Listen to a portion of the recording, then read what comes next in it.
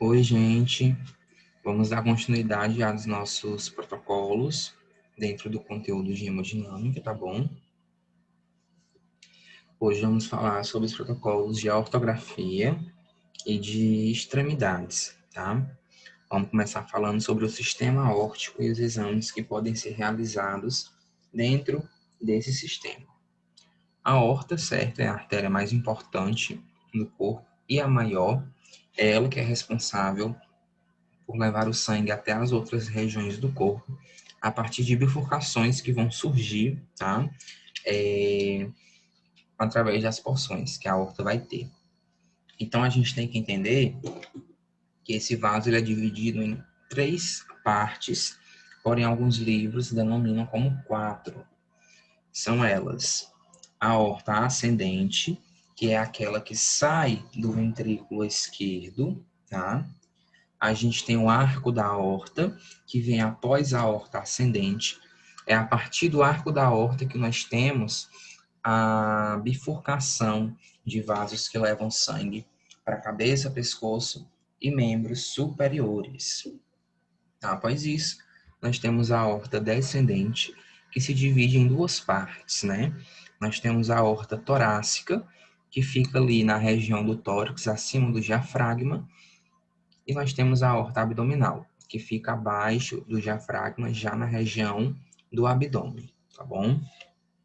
Tanto a aorta torácica como a abdominal e o arco da aorta apresentam uma diversidade de ramificações que fazem com que o sangue oxigenado chegue até as estruturas, tá certo?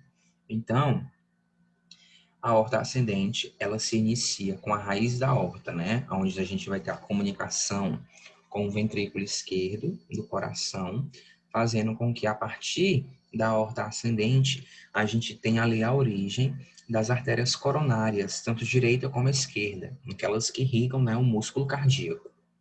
O arco da aorta já é aquele trecho onde nós temos o desenvolvimento do tronco bracocefálico, das artérias carótidas comuns e das artérias subclávias, né? Lembrando que o tronco braquiocefálico fica do lado direito e é ele que dá origem à artéria carótida comum e subclávia direita.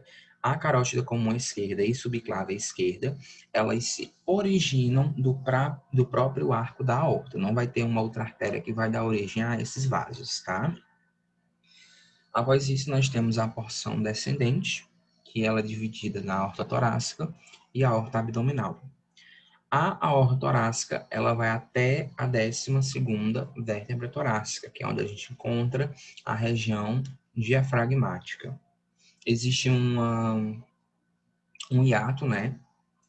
Uma cavidade por onde a aorta passa sobre o diafragma, que é o que nós chamamos de hiato aórtico do diafragma, tá? E a aorta abdominal, ela vai se iniciar ali também, na 12ª vértebra torácica, e vai até ali o finalzinho das vértebras lombares, onde ela vai se dividir nas artérias ilíacas comum, direita e esquerda, e vão levar sangue ali para a região da pelve, já dá início aos vasos do membro inferior, tá? Então, aqui essa divisão desses vasos que a gente encontra, tá? No caso, a aorta, e todas as suas porções. Conseguimos observar aqui a válvula aórtica semilunar, que ela vai ter a sua origem lá no ventrículo esquerdo. A partir disso, a gente tem que toda a porção da aorta ascendente. Lembrando que é dessa porção que se desenvolvem as artérias coronárias direita e esquerda. Após isso, nós temos o arco da aorta, onde nós encontramos o tronco braquiocefálico do lado direito, né? Que vai dar origem às artérias carótida comum direita e subclávia esquerda. E se originando aqui da própria aorta, nós temos a artéria carótida comum esquerda e a artéria subclávia esquerda, né? Se originando do próprio arco aórtico. Após isso, nós temos toda a porção descendente, que vai ser separada pelo diafragma, dando origem à aorta descendente torácica e abaixo do diafragma, a aorta descendente abdominal, tá bom? Então, tanto a região ascendente como o arco da aorta dão origem a artérias que são de extrema importância para a irrigação do miocárdio e para a irrigação de cabeça, pescoço e membros superiores. No caso, a gente vai ter aqui a aorta ascendente, dando origem à artéria coronária direita e à artéria coronária esquerda. Já o arco da aorta dá origem ao tronco braquiocefálico no lado direito. Esse tronco braquiocefálico origina a carótida comum direita e subclávia direita. Já a artéria carótida comum esquerda e a artéria subclávia esquerda se originam do próprio arco aórtico. A aorta descendente, né, vai seguir ali o sentido inferior, criando ramificações para o pulmão e para todos os outros órgãos que nós encontramos na região abdominal. A aorta abdominal, ela dá origem a diversos ramos, né? Pois é uma região onde nós encontramos uma grande variedade de órgãos. Então, a primeira porção, né, de artérias que a gente vai encontrar é o tronco celíaco, que dá origem à artéria hepática e à artéria esplênica. A artéria hepática vai irrigar o fígado, a artéria esplênica o baço, tá? Logo após o tronco celíaco, nós encontramos a artéria mesentérica superior, que vai irrigar ali órgãos como estômago, intestino delgado, pâncreas, tá? Abaixo da artéria mesentérica superior, a gente tem as artérias renais direita e esquerda, que vão irrigar o rim, as glândulas suprarrenais e os ureteres. Aqui abaixo, nós encontramos a artéria mesentérica inferior, que dá origem a ramificações que são exclusivas do intestino grosso. E após isso, a aorta vai se bifurcar nas artérias ilíacas comuns, né? Já dando ali uma irrigação própria para a região pélvica e dando origem às artérias do membro inferior. Então, aqui, algumas ramificações que essas artérias vão ter e a distribuição, né, que elas têm quanto à questão dos órgãos, tá bom? Então, uma artéria de pequeno calibre, que a gente também encontra se originando do tronco celíaco, é a artéria gástrica esquerda, que leva sangue para a região do estômago e do esôfago. A artéria esplênica irriga a região do pâncreas, estômago, baço.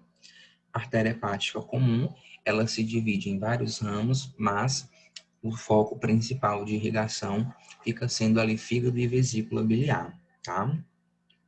A artéria mesentérica superior, ela é responsável pela irrigação do pâncreas, intestino delgado e algumas ramificações chegam até a região do intestino grosso.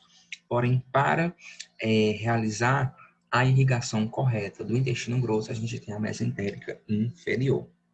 As artérias renais vão ter ali como função distribuir sangue para a região dos rins, glândulas suprarrenais e dos ureteres. Então, vocês vão observar essa imagem, tá? E eu vou dar 3 minutos para que vocês possam adivinhar aí o nome das artérias que estão sinalizadas. Então, tentem aí adivinhar.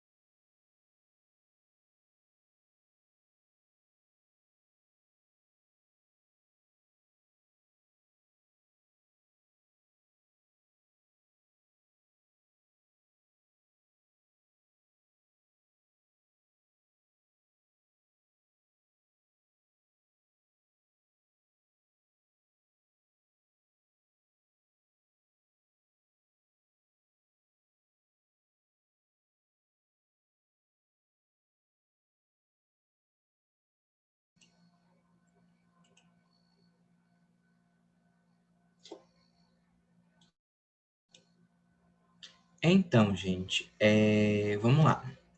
Os vasos que vocês observam nessa imagem são todos aqueles que a gente já citou anteriormente, tá? Aqui na letra D, vamos começar de baixo para cima, né? Na letra D, a gente tem a aorta ascendente, tá? Opa, deixa eu botar aqui a aorta, ficou apagado. A aorta ascendente, né, vai dar origem às artérias coronarianas que a gente não consegue identificar nessa imagem. Letra C, nós temos o tronco braquiocefálico.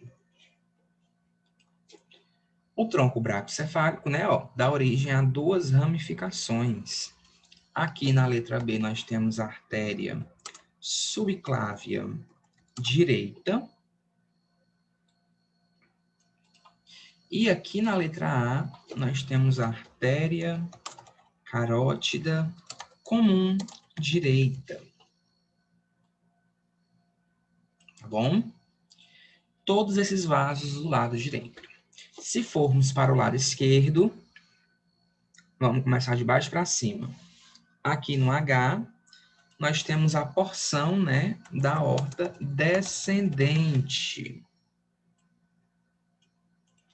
Na letra G, nós temos o arco da aorta. E na letra F, né, se originando aqui junto com a letra E do próprio arco da aorta, letra F, artéria subclávia esquerda, gente, perdão.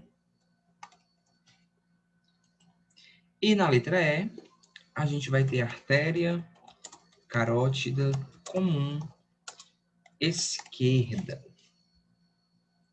Então, esses são os principais vasos que a gente encontra ali, tá? Na região do arco da aorta, né, em especial, e que levam sangue para a região da cabeça e do pescoço.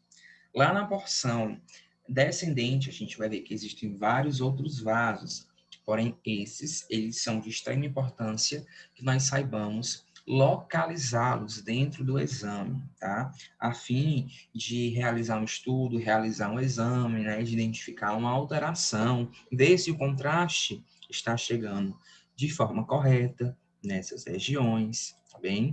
Então, aqui são as principais artérias que nós temos dentro do estudo do arco da aorta, né, se tratando ali da anatomia do sistema aórtico. Então, quando eu falar de angiografia da aorta torácica, tá, eu tenho as seguintes indicações: aneurismas, que são as dilatações que os vasos possuem, anormalidades congênitas, malformações, né, nesse vaso, que o indivíduo já adquire após o nascimento, estenose dos vasos, que é o estreitamento das artérias, êmbolos, coágulos de sangue ou de qualquer outra forma sólida dentro do vaso sanguíneo e que esteja se movendo, impedindo o fluxo de sangue, traumatismos que lesionem, né, a porção da aorta torácica, e dissecção da aorta, que é o rasgo da parede interna da aorta, dando origem a um vaso falso, né, um lúmen falso, onde o sangue fica acumulado e a gente pode ter ali uma dilatação dessa dissecção e acabar tendo um rompimento, consequentemente, uma hemorragia. As contraindicações estão voltadas à insuficiência cardíaca, tá certo? Diabetes e doença arterial periférica, tá bom? A maioria dessas contraindicações são voltadas ao contraste, né, que vai estar sendo ali utilizado, e essas condições podem ocasionar uma demora na questão de filtração do contraste, ele passa mais tempo no organismo, o indivíduo pode ter alguma reação alérgica. Então, quando eu falar de angiografia torácica, eu vou ter o estudo, né, de toda a integridade da vasculatura torácica, incluindo a aorta ascendente, o arco aórtico e a porção descendente da aorta torácica, tá certo? Então, eu envolvo nesse estudo todos esses vasos e posso envolver ou não os seus ramos principais, que são aqueles que vão se anastomosarem para a região dos pulmões, que são as artérias pulmonares. Então, eu posso ter um estudo voltado apenas para essas porções que eu grifei e posso ter o estudo seletivo, né, voltado apenas para os vasos que eu encontro na região dos pulmões. Então, se desenvolvendo, né, do ventrículo direito, a gente vai ter o tronco pulmonar, que ele é responsável por levar o sangue até as artérias pulmonares para que ele chegue de forma venosa dentro do pulmão, né, através dos capilares que passam perto dos alvéolos e ocorra o processo de troca gasosa. Então vejam que há uma grande diferença, né, dentro do nosso estudo, pois aqui nós temos artérias carregando sangue venoso, né, o que é totalmente contrário. E quando o sangue retorna para o coração, para o átrio direito, ele vem através das veias pulmonares, um sangue, né, com oxigênio nas suas células, o sangue arterial. Então veja que é essa troca aqui, né, de fluxo de um vaso para o outro. Então, para realizar esse exame, é feita uma punção, tá? Lá na região da artéria femoral, que é uma artéria de grande calibre e que é sempre a opção de escolha para a realização desses procedimentos. Então, a quantidade no meio de contraste varia no estudo da aorta torácica, pois existem dois tipos de estudo dentro dessa aplicação. A gente pode ter o estudo, né, de toda a aorta torácica, onde a gente avalia apenas a aorta. Nesse estudo, a gente vai ter a utilização ali de 30 a 50 ml de contraste para estudar apenas as artérias pulmonares, que é o que nós chamamos de angiografia pulmonar seletiva. A gente utiliza de 25 a 35 ml de contraste. Então, tem essa diferença dentro aí da contrastação que o exame vai ter. Dentro do estudo, né, de angiografia aórtica, as incidências que são realizadas com o arco em C, a grande maioria são oblíquas, para que a gente consiga ter uma visualização bacana da curvatura, né, da aorta, que dá origem ao arco aórtico, tá? Então, na grande maioria dos exames que são realizados, a gente tem uma obliquação do arco aórtico, mais especificamente uma oblíqua anterior esquerda, para que consiga se visualizar a curvatura, né, e as ramificações que se desenvolvem dela. Aqui uma imagem onde nós podemos estar observando a artéria aorta na sua porção torácica, vemos a ascendente, né, o arco aórtico, aqui a porção torácica, que é a região do diafragma, então aqui nós já temos a porção abdominal, tá? Vemos aqui do lado direito o tronco bracocefálico dando origem à subclávia direita e carótida comum direita, carótida comum esquerda e subclávia esquerda se desenvolvendo do próprio arco aórtico.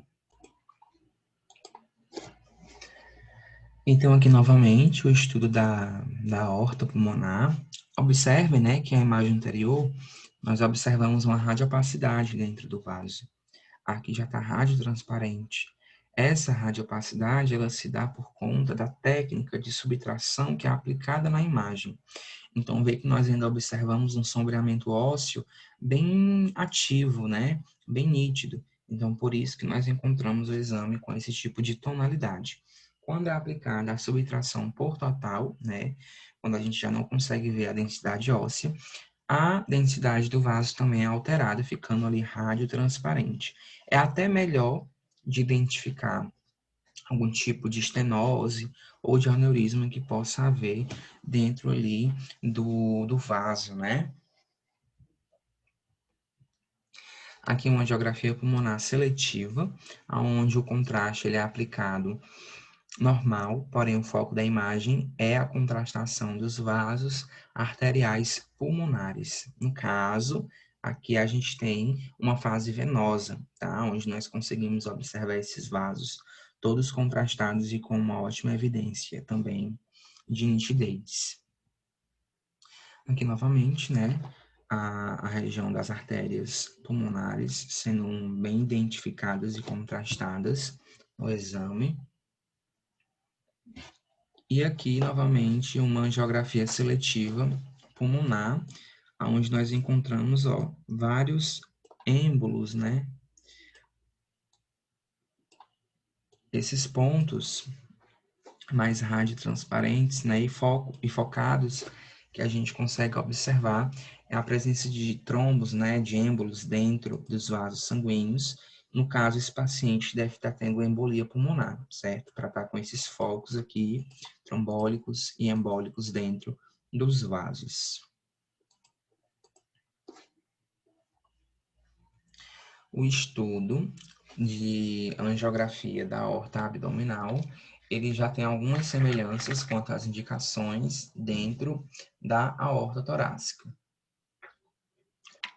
Então, aneurismas, anormalidade congênita, sangramento gastrointestinal, né? Indivíduos que têm traumas aí na região abdominal podem adquirir sangramentos que podem ser vistos dentro da angiografia, estenose ou oclusão dos vasos, né, que se ramificam da aorta abdominal, traumatismo, dissecção da aorta. Então, posso ter o estudo para visualizar apenas a aorta abdominal e posso também ter estudos seletivos, onde nós podemos observar o estudo contrastado, né, dos vasos que se desenvolvem dessa região. Então, o estudo seletivo, ele pode envolver aí as artérias renais, mesentérica superior, inferior, hepática, esplênica ou tronco celíaco, tá? O contraste também pode variar de estudo para estudo. Porém, para o artograma, que é o estudo apenas da artéria aorta, a gente tem ali de 30 a 40 ml. Existe uma variedade, né, quanto à quantidade de contraste nos estudos seletivos. Isso depende muito do vaso que vai ser examinado e do médico que está realizando o procedimento. Então, ele pode ali alterar as quantidades de contraste, dependendo ali das indicações, né, da condição que o indivíduo está. Então, para o estudo da artéria renal, das artérias renais, as indicações clínicas normalmente giram em torno de aneurismas ou estenoses, tá? Nós precisamos ter uma noção que essas artérias, elas se originam a nível da primeira e da segunda vértebra lombar, tá? Dentro aqui desse estudo são realizadas incidências anteroposteriores e incidências oblíquas anteriores esquerdas, com 15 a 20 graus de angulação, tá? Pode ser feita uma angiografia rotacional, onde é feita toda uma rotação do tubo ao redor da estrutura, para que a gente tenha uma bidimensão do órgão ali que está sendo estudado. Então, aqui nós temos a artéria aorta abdominal, e aqui, ó, a ramificação que dá origem às artérias renais, tá? Novamente, né, um estudo mais detalhado e seletivo, artéria renal, ó, e todas as ramificações que chegam até a região das pirâmides renais. Olhem só que imagem bonita, né, gente? Para o estudo da artéria mesentérica, a gente vai querer avaliar algum tipo de aneurisma, estenose ou sangramento gastrointestinal. Aqui a gente faz a utilização de imagens lateralizadas, tá certo? Onde a gente consegue ver ali pequenos ramos das artérias viscerais que vão estar chegando até a região do intestino delgado, do estômago. A gente faz um AP, uma incidência anteroposterior, para a gente poder demonstrar com maior integridade a artéria mesentérica superior, tá? E dentro desse estudo, o contraste ele pode alterar, né? Uma vez que a artéria mesentérica dá origem a diversos ramos. Então, aqui nós vemos a artéria mesentérica superior, aqui novamente a mesentérica, certo? E todas as ramificações que vão chegar até a... Perdão, gente, eu acabei colocando a hepática. Aqui é a mesentérica, tá? E todas as porções, ó, que vão estar chegando à região ali do intestino, do estômago e dos órgãos, né? Que fazem parte do sistema digestório. Aqui a artéria hepática vai ter a sua origem lá do tronco celíaco, tá certo? Aqui novamente a artéria hepática, aqui a artéria hepática. Aqui a artéria esplênica, né, que também tem a sua origem do tronco celíaco. Aqui nós temos um aneurisma, e aqui um aneurisma com a presença de várias molas, né, várias esferas dentro da dilatação para impedir que o sangue chegue até essa região. Então, aí é um processo, né, de embolização, onde a gente consegue obstruir o vaso para que ele não receba mais sangue dentro dessa dilatação, que pode se romper. Então, né, agora passamos a falar do estudo ali de extremidades, tá bom? O estudo das artérias periféricas, ele tem um caráter geral, né? Porém, existem alguns estudos seletivos quando tem-se já uma noção do vaso que pode estar sendo atingido por alguma patologia, tá? Então, a artéria subclávia é a artéria que se origina, né, do lado direito do tronco braquiocefálico, do lado esquerdo do arco aórtico. Essas duas artérias é que levam sangue para a região do membro superior. Porém, no decorrer da sua trajetória, elas se ramificam e se tornam outros vasos, tá? Através da artéria subclave, a gente vai ter a origem de dois vasos, que são as artérias vertebrais, que elas auxiliam na vascularização cerebral, e temos a artéria axilar, tá? Que é ali a continuação da artéria subclávia. Então, a artéria axilar, ela vai se estender até a região média do braço e dá origem à artéria braquial, que vai estar ali irrigando a região do úmero e dos músculos que nós encontramos naquela região. Essa artéria braquial, ela chega até a região do cotovelo e lá ela vai se transformar nas artérias radial e ulnar. Essas duas artérias, quando chegam próximo ao punho, se transformam, né, no arco palmar profundo, que dão origem às artérias metacarpianas e artérias digitais, que são as que nós encontramos na mão, tá bom? Então, aqui nessa imagem, a gente consegue observar essa divisão arterial do membro superior. Aqui a artéria subclávia, tá? A gente tem aqui a origem da, da artéria vertebral, né? Que vai ser levada até a região de cabeça e pescoço. A artéria subclávia vem até o nível da axila. Após isso, nós temos a origem da artéria axilar. A artéria axilar, quando chega na porção média do braço, se transforma na artéria braquial, que no cotovelo dá origem à artéria ulnar e à artéria radial. Essas artérias vão dar origem ao arco palmar superficial e ao ramo palmar profundo, que dão origem às artérias metacarpianas e artérias digitais. Então, de acordo com esses estudos anatômicos, né, eu trago 4 vasos para vocês e eu quero que vocês identifiquem, né, qual o nome desses vasos que a gente encontra nessas regiões que estão sinalizadas. Então, tentem adivinhar aí quais são esses vasos.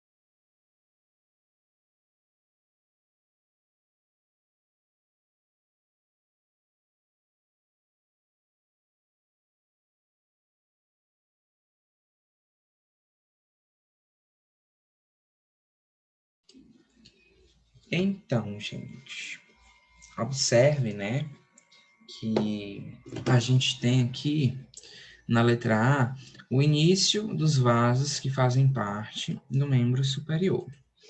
No caso, a gente encontra aí a artéria subclávia, certo? Vamos considerar que seja a artéria subclávia direita, na letra A. Na letra B, a gente já tem ali a artéria axilar.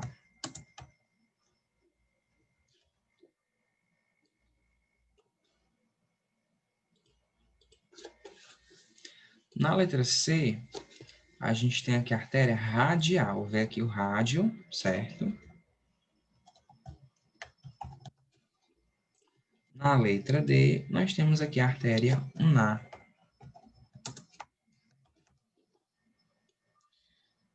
Certo? Então, esses são os vasos que a gente tem aqui na nossa imagem, tá?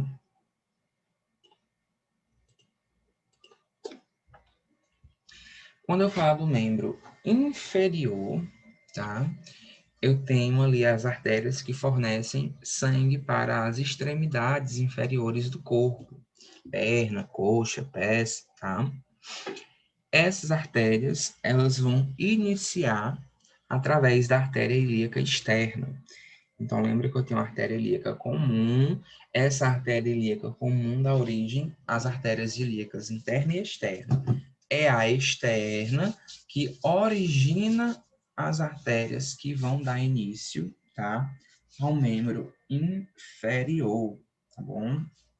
Então, essa artéria ilíaca externa, ela ajuda ali na origem da artéria femoral, poplítea, tibial, tá? E nós temos aqui esse processo. Temos ali lá em cima, né? Aqui a artéria aorta, na porção abdominal, que vai originar a ilíaca comum, que origina a ilíaca interna, e a ilíaca externa, que logo dá início à artéria femoral, tá bom? Então, de acordo com a imagem anterior, a gente consegue observar quais porções aqui nas artérias do membro inferior.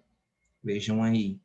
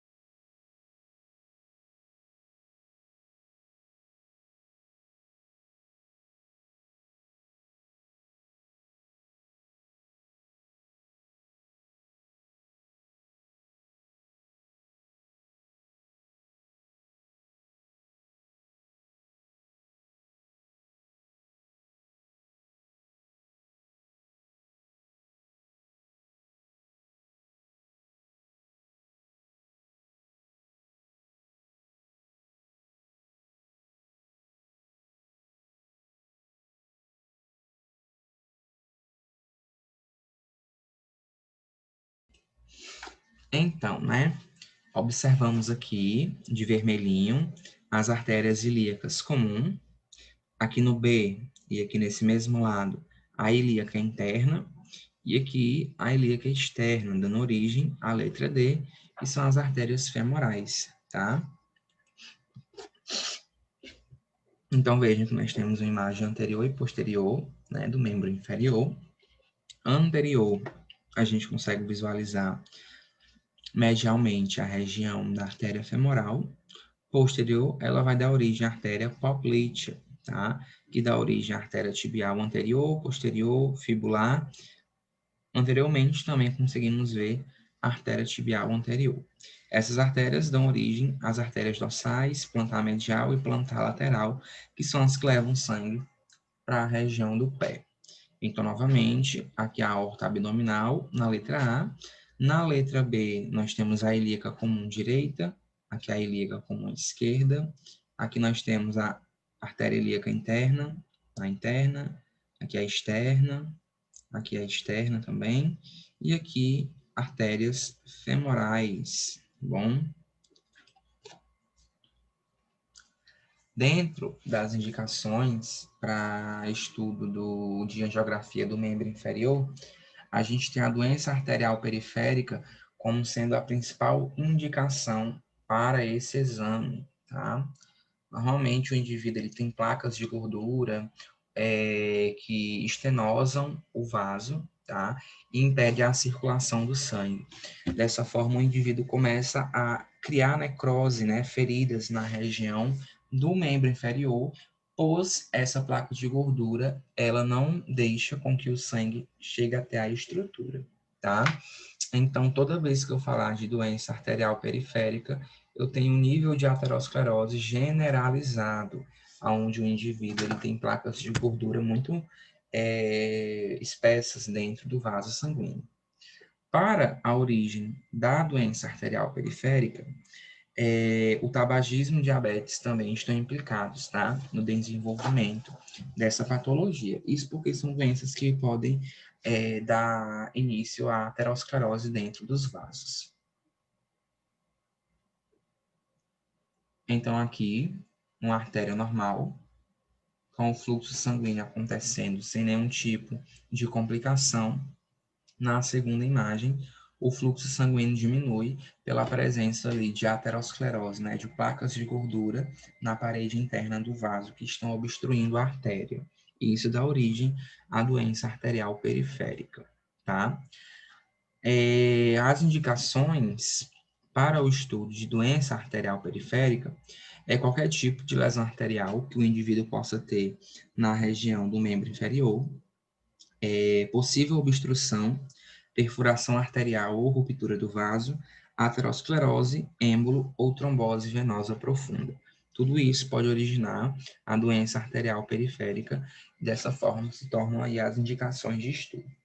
As contraindicações ficam sendo a existência de cardiopatia, insuficiência renal crônica e insuficiência respiratória, contraindicações voltadas ao meio de contraste.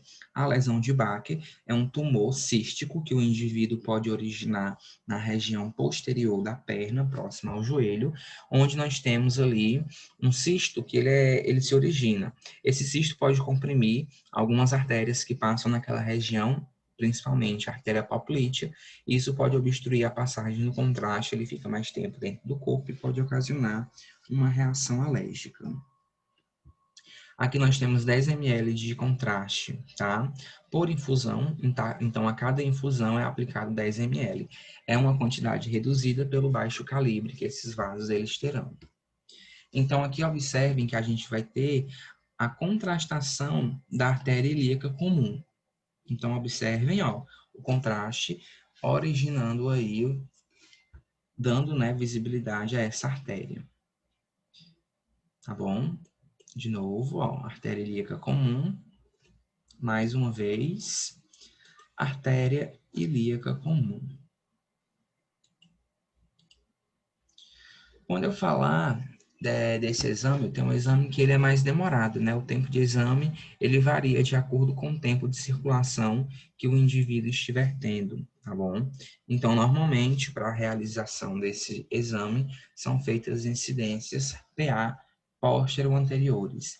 Eu posso ter o estudo total do membro inferior ou posso ter estudos separados, seletivos, tá?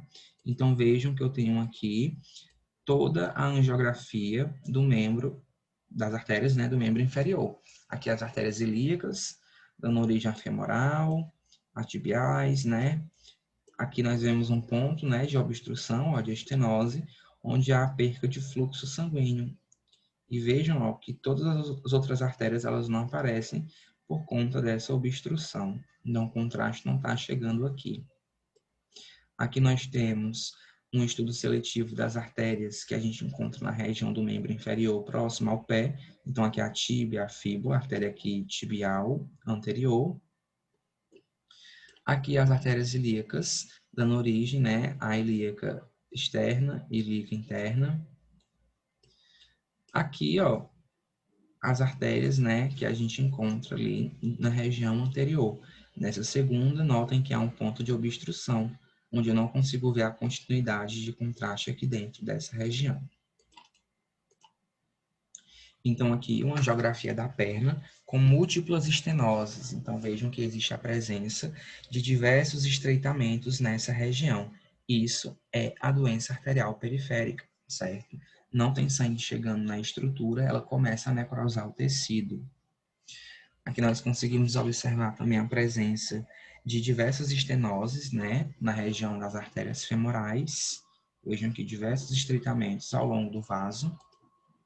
Aqui a artéria poplítea, tibial anterior, tibial posterior, artéria fibular. Aqui a artéria poplítea, que passa ali posteriormente, né, à região do joelho, uma artéria de fácil pulsação, de sentir, e de grande calibre. A bifurcação aí aortoilíaca, que vai dar origem à artéria ilíaca comum. Aqui uma lesão na artéria poplítea, né, uma oclusão, a gente não consegue ver o contraste dentro desse vaso.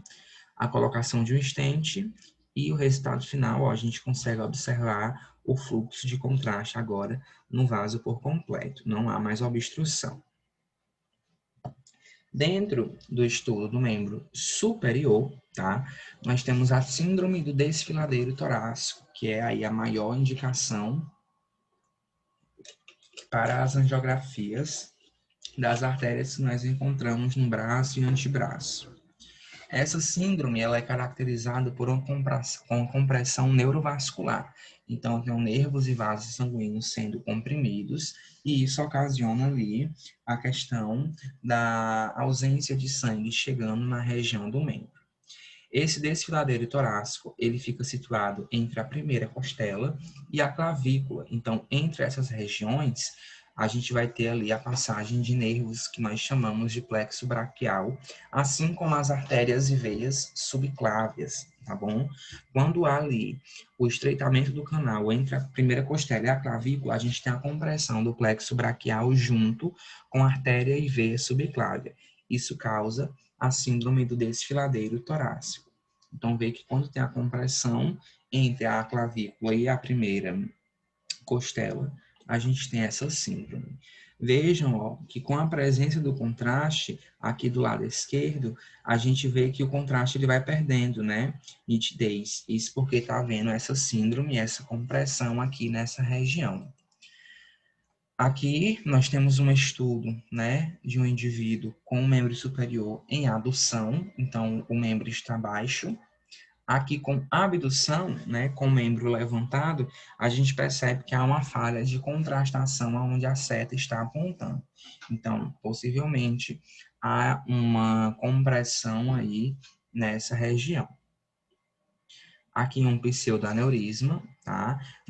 No ramo da artéria axilar, ocasionado por trauma com arma branca, né? Então, uma facada, algo pontiagudo, acabou ocasionando esse aneurisma. Aqui uma angiografia da mão, onde nós observamos o arco palmar profundo, dando origem aqui às artérias metacarpianas e artérias digitais que chegam até a região do dedo. Aqui é um aneurisma, 2, né? Na região aqui do quarto dedo, né? Dedo anelar.